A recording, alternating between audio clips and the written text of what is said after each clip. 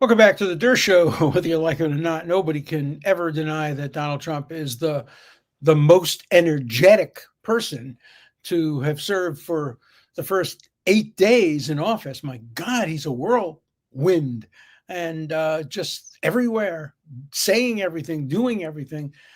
Done more in 8 days than any peacetime president has ever done, and he's gotten most of his nominations look like they're going through. The one that I think is in the most trouble, the Secretary of Defense made it by the skin of his teeth. One vote, obviously, the vote of the vice president. But I think the nomination that's going to have the most trouble is the nomination of Bobby Kennedy, Robert Kennedy Jr. And I think part, but not the whole reason, obviously, is his family is turned against him, and most particularly his first cousin, Caroline Kennedy, has turned against him. So I want to talk about that dynamic on this show. Now, I don't want it to become too gossipy. I know all the Kennedys, and I know Bobby, and I've known Caroline Kennedy since she was a freshman at Harvard. I think she came to interview me for the Harvard Crimson. I had probably met her even before that on Martha's Vineyard. I knew her mother. I knew her father. I knew her uncle Bobby Kennedy Sr. I mean, I was very close to Ted Kennedy. I would say we were good friends. We went to baseball games together. I advised him. His staff had a rule. If there's a legal or constitutional issue, call Al. He's the only person who ever called me Al. I've never heard anybody call me Al, but Ted Kennedy decided Al. So the instruction, the rule, it was told to me by Ken Feinberg, his legislative assistant, is you have a problem legally, call Al, call Al. So I've been very close to the Kennedy family for a long, long time. And even over the past 25 or 30 years, when I lived on Martha's Vineyard and people were still talking to me on Martha's Vineyard, I was part of her social circle. And, I was at her house for dinner. And I spent time with her mother and with her mother's boyfriend. And so, I know a great deal about not only the Kennedy family, about the interaction between the Kennedys. And so you have Caroline Kennedy today, who was the ambassador to Australia, a job for which she was utterly unqualified, but you don't have to be qualified for most ambassadorships. But, she went there, and I don't know, she disappeared for a few years. But she, went to the press today and called her cousin, Bobby, a predator, and said that he shouldn't be allowed to be the Secretary of Health, Education, and Welfare. Here's the headline. Caroline Kennedy warns senators of predator RFK in searing letter. So, you can judge for yourself the relevance of what she said. You can read the letter, but let me give you some background, so maybe it'll help you make a judgment. Before we get to that, obviously the big gripe against Bobby Kennedy is that he's anti-vax. He's an anti-vaxxer. Before you come to that conclusion, do me one favor. Go online and just put in Alan Dershowitz, Robert Kennedy, debate over vaccines, and you will hear, I think, an hour and a half long, very substantive, very good discussion, you could call it a debate, about whether vaccination should be compelled. I wrote a book about it. Bobby Kennedy has been a leading critic of some vaccines and of big pharma and of the mechanisms by which vaccinations and vaccines are approved by Congress. But when you listen to this debate, and it's a debate, I was on one side, he was on the other. I hope I won the debate. You'll have to judge that for yourself. But I can tell you, even if I was the winner, he was not the loser. He made an extraordinarily compelling, positive argument to be cautious about vaccines. Did he convince me about everything? No.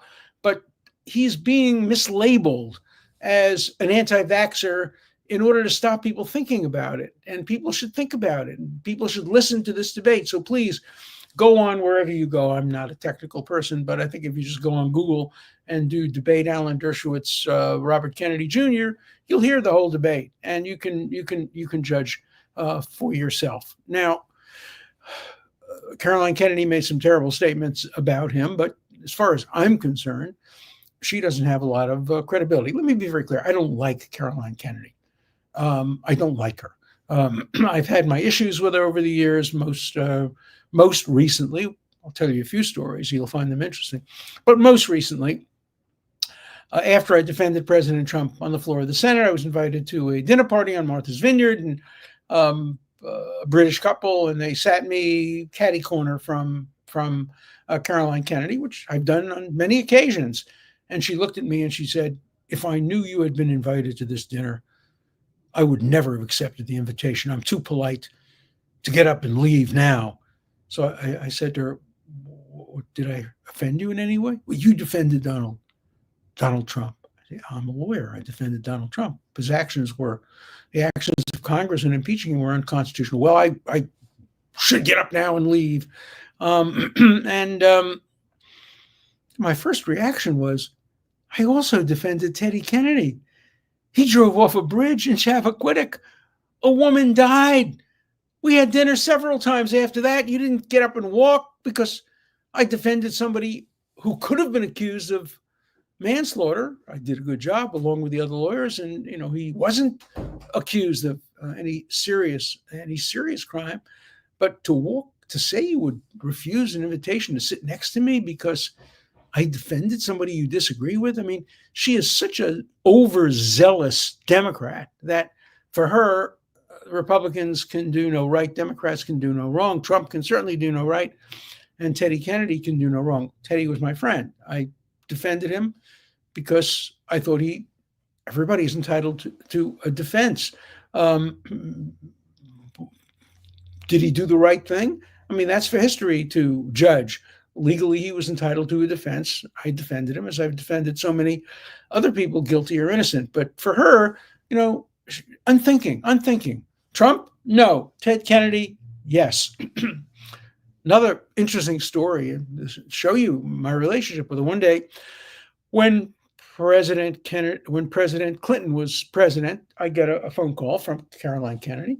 "Alan, would you and Carolyn, your wife, like to come to a dinner party we're hosting for President Clinton and his wife Hillary, and a mutual friend, a former student research assistant of mine, whose wife was a roommate of Caroline Kennedy in Harvard College." So there were just 6 of us at the dinner.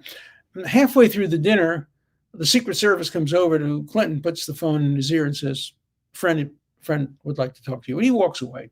And we continue the conversation. He's away probably a full 15 minutes.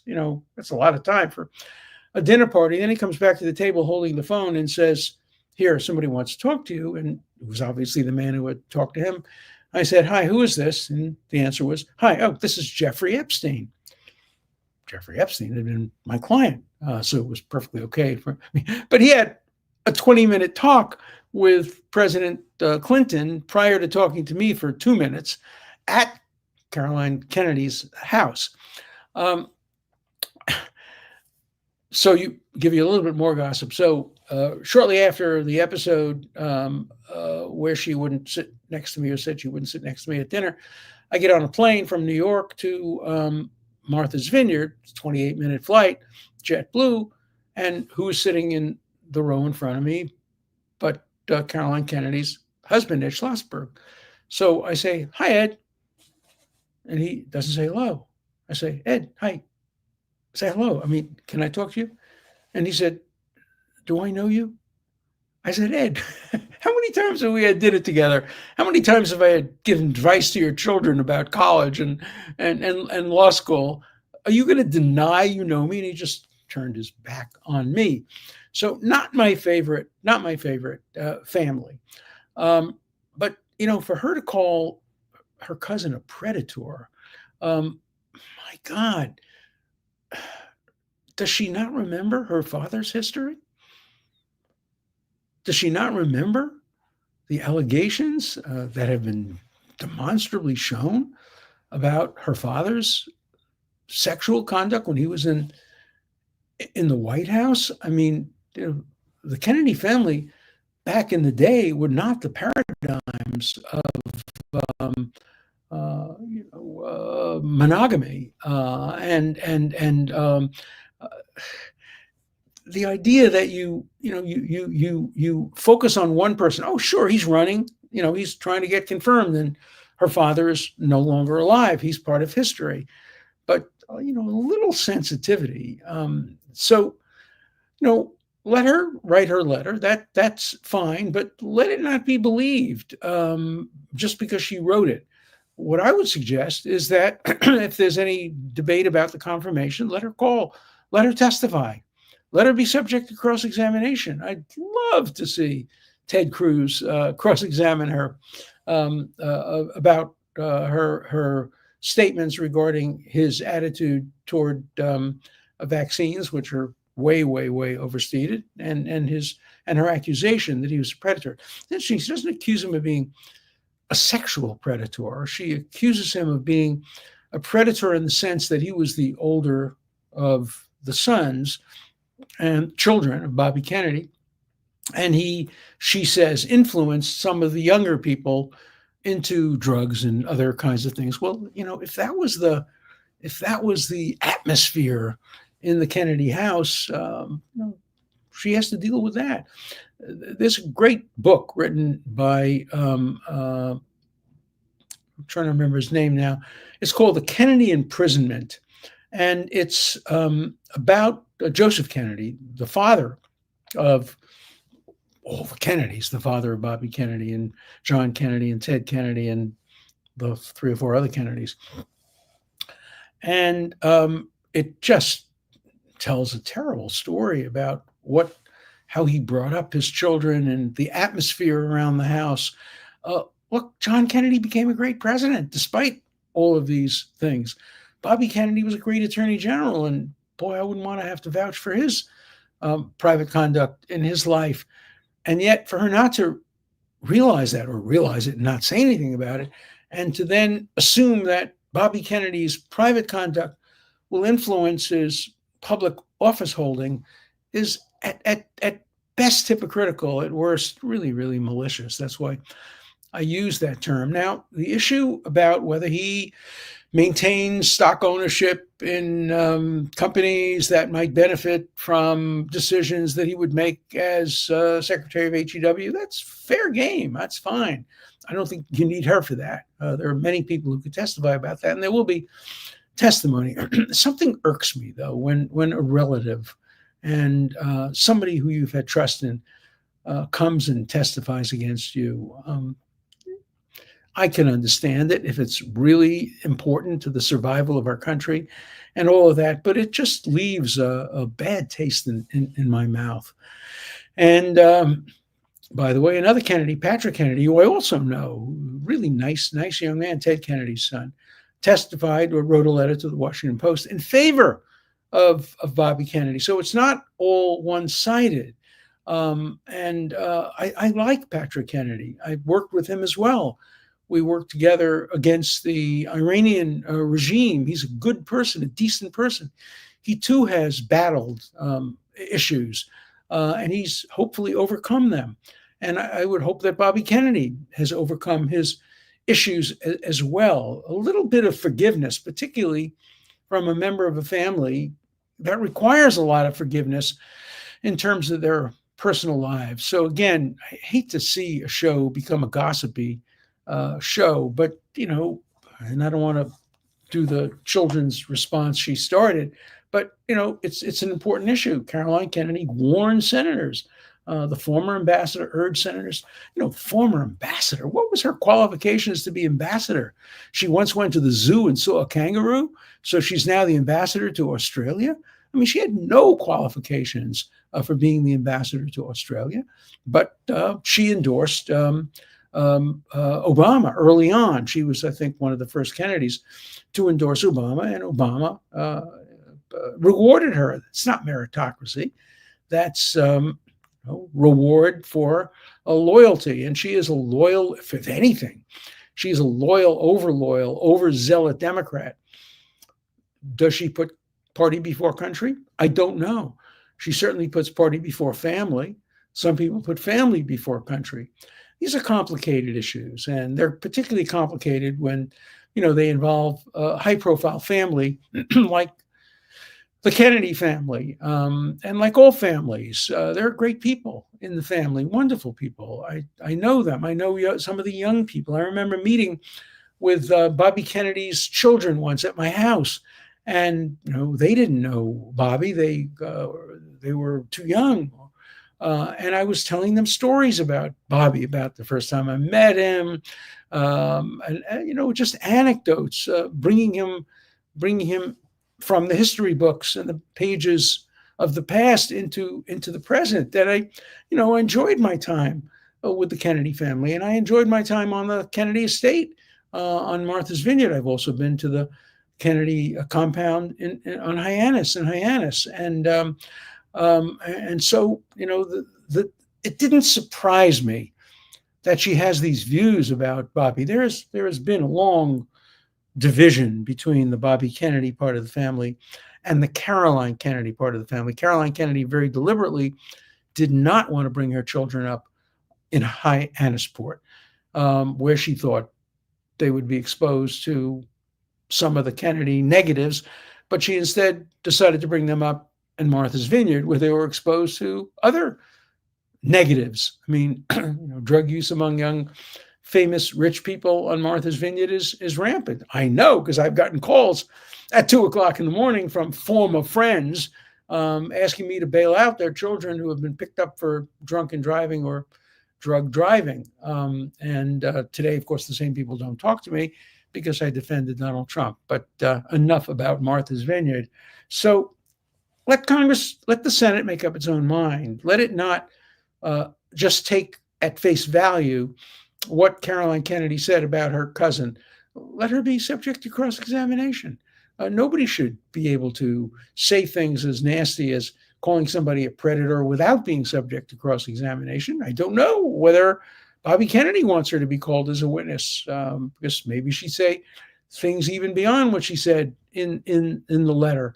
I've seen Bobby Kennedy interact with people in all kinds of settings. He's a very charismatic guy. The one thing you don't want to do is ever play volleyball against Bobby Kennedy and be on the other side.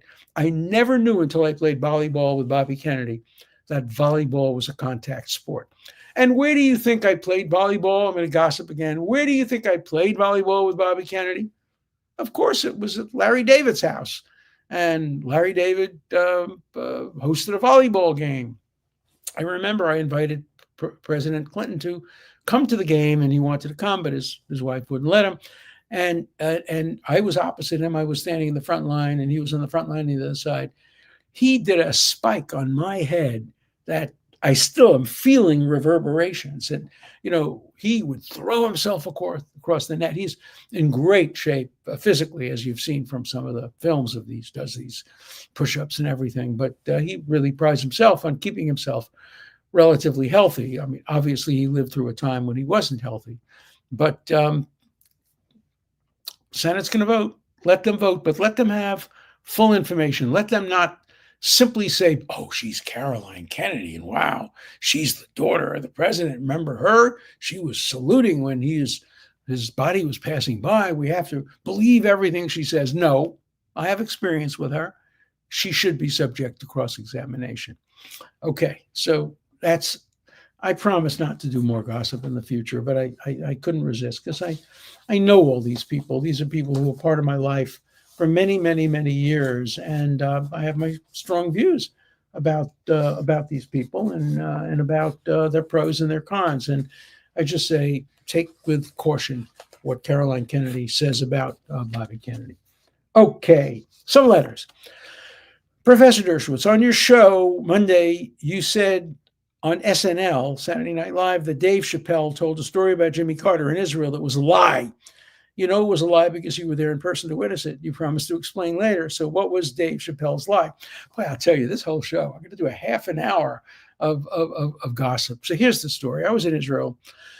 It was in the first decade of this century. I was at what's called the Herzliya Conference, and I was one of the speakers, and another one of the speakers was former President Jimmy Carter. And I knew Jimmy Carter. I had worked on his campaigns.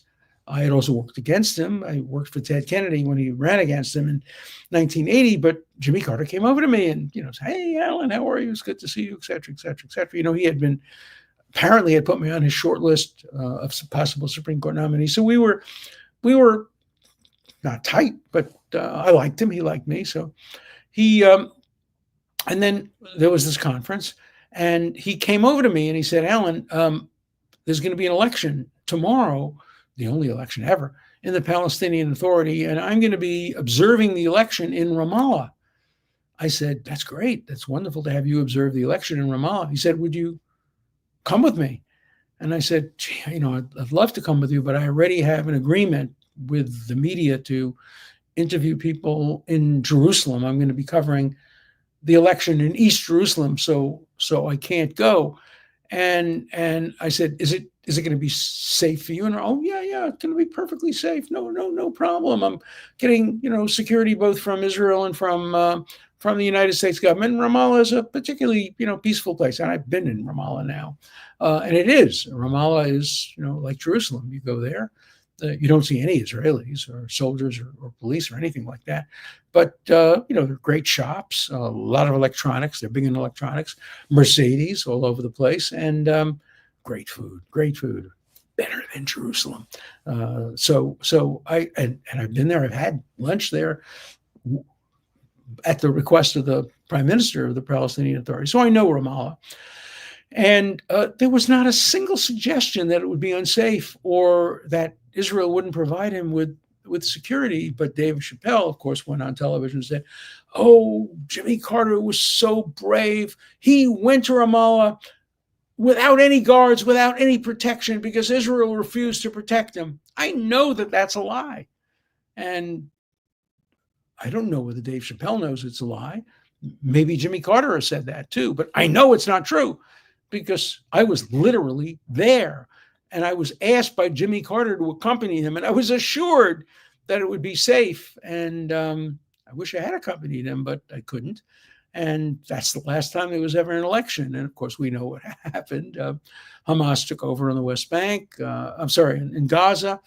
Hamas would win an election today on the West Bank. So Dave Chappelle, get your story straight. Look, Dave Chappelle, let's be clear, is a classic, old-fashioned anti-Semite. No, just question about that. He claims Jews control the world.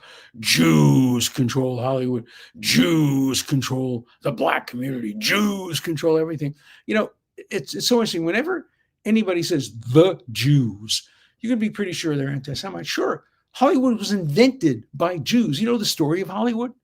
Hollywood started in New Jersey with Thomas Alva Edison, and he was one of the developers of the machine that showed pictures. And so he started a studio. He had only one problem. He didn't like Jews.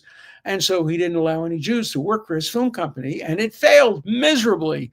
So a bunch of people that used to work in Second Avenue Theater on the Lower East Side of New York said, "Hey, if Thomas Edison invented it, we can perfect it." And so many of them, comics and actors, picked themselves up and went to an obscure part of Los Angeles called Hollywood. There's a great story about that. And they started the film industry. All the great film companies originally, or Warner Brothers, Jewish, Goldman, they were all Jewish companies. They're all started by individual Jews. Didn't mean the Jews controlled it. These were individuals who made it on their own merits. And there's a great story about it. So, of course, the Jews in Hollywood weren't allowed to play golf in the non-Jewish golf club. So they started their own golf club. And apparently on the 18th hole, somebody was digging the 18th hole and oil spurted out. And it turned out they owned an oil well. And from that point on, you didn't have to pay to get into the club because it was such a wealthy club because of the oil. Another anecdote. But individual Jews have had an impact on Hollywood. Many of them are anti-Zionists. Many of them aren't particularly Jewish in their attitudes. They happen to have a name like Warner or Goldman or whatever. And then to say the Jews own Hollywood, that's Dave Chappelle. That's anti-Semitism. That's bigotry out and out. Whenever you say the Jews control the government, that this just ain't the case. Look, take for example the Biden administration. The cabinet was filled with people of Jewish background. It was not a pro-Jewish cabinet. The Trump cabinet, I think there's one Jew in the whole so far appointed, and it seems much more pro-Israel. So, the idea that if you're a Jew, you're going to be immediately pro-Israel and pro-everything Jewish, and if you're not a Jew, you're not going to be. The most pro-Jewish people in America, the most pro-Israel people in America today are evangelical Christians. So this nonsense about the Jews, but that's Dave Chappelle. But there's one thing even worse than Dave Chappelle about being an anti-Semite, much worse. He's not funny. He's not funny. He has never made me laugh. He's made me angry, but he's never made me laugh. That's what's true of so many of the new comics. They just don't make you laugh. They make you clap. You have to clap whether you like it or not because the sign comes up and you have to clap. But they're just not funny. Oh, for the days of the great, great, great comedians that really made you laugh. I wish I were back in those days. I'm a great fan of comedy, and I often go back and look on YouTube for, Rodney Dangerfield and people like that who really knew how to make you laugh. Okay. You suggest that Congress can change the definition of subject to the jurisdiction of in the 14th Amendment. So had Congress second thoughts, they could have defined blacks as not subject to jurisdiction without bothering to repeal the 14th. No, absolutely wrong, because the 14th Amendment also provides equal protection of the laws, and you can't discriminate on the basis of race. The reason that the 14th Amendment was passed essentially was to overrule the Dred Scott decision, which said blacks could not be citizens. Even if you're a free slave, you couldn't be a citizen. So we fought a civil war and then had the 14th Amendment. Okay. This idea leads me to two follow-up questions. If it turns out that this is something Congress could define, that is within the jurisdiction, but Congress has not yet defined it, then would some form of executive decision be able to stand the gap and govern until Congress would define some form of it? No, I don't think so. The 14th Amendment specifically provides in Article 5 that Congress, not the president, Congress shall have the power to enforce the 14th Amendment. And Congress can do it if it chooses to by defining what the term subject to the jurisdiction of the United States really means. Here's an interesting one. Do some people claim that all Jews are dual citizens because at any time they can make aliyah? Aliyah means going to Israel. No, not every Jew can make aliyah, first of all. You have to be a good citizen. You have to not be charged with any crime. But if you are Jewish and without any problems, you can become a citizen of Israel. You can become a citizen if you're not Jewish too. That's true of probably 50 countries of the world where people can become citizens if they are of a certain heritage or background or if they have roots in a country. So no, that doesn't make you a dual citizen. I am not a dual citizen. I was offered a job to be Israel's ambassador to the United Nations, and I turned it down because I am an American, and I didn't want to have a conflict. In order to become the ambassador from Israel to the United Nations, I would have had to become an Israeli citizen, a dual citizen. I did not want to do that. I'm an American citizen, and if there were a conflict between my duty as an American and as an Israeli, I'd obviously go with my duty as an American. So, so the premise of the letter is not correct. So glad you mentioned meritocracy. That was the intent of the Electoral College, to provide an indirect representation of the people by electors that would cast their votes based on merit. It was not intended for the states to use direct democracy to select the president. No, that's not right. It was intended to give the states great broad authority to decide how to give their electoral votes. They could do it by democratic means, as initially some chose to do, some didn't. They could do it by a kind of an elite approach, or they could do it by meritocracy. And so, our Constitution is not the basis for a democracy. It's a republic if you can keep it, as Benjamin Franklin said.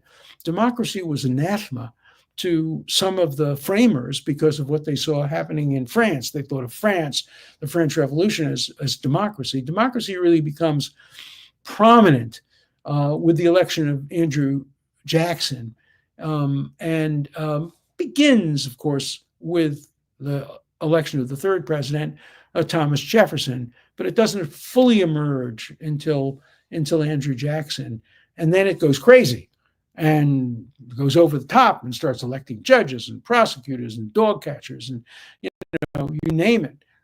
So our country is a mix between a democracy and a meritocracy. A democracy can be a meritocracy, obviously, but it's also between an aristocracy. The Electoral College was not to be based on democratic principles necessarily, but a state could make it based on it. And now all states have done that. See you tomorrow.